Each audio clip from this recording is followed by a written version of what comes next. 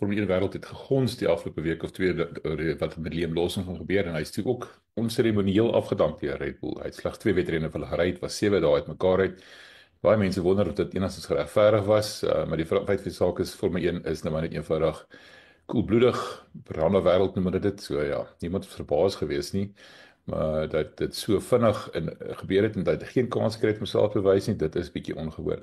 Die groot vraag is natuurlik as hy plaasvervanger Yuki Tsunoda die maskering opkom, groot druk op hom. Dit is die Japaneese Grand Prix, sy tuiswedren.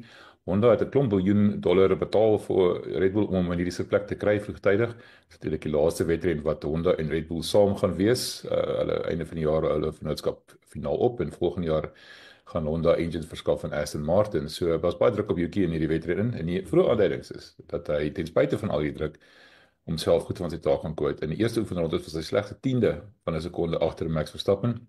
Nou is 'n paar vrae of Honda dalk die engine bietjie opgestel het om hom beter te laat lyk en hom 'n bietjie meer vertroue te gee. Maar die feit is dat Yuki lyk heeltemal gemaklik daar en dit lyk of daai eksperiment dalk gaan werk. Dit is baie vroeg om te sê, maar kom ons kyk wat gebeur Sondag.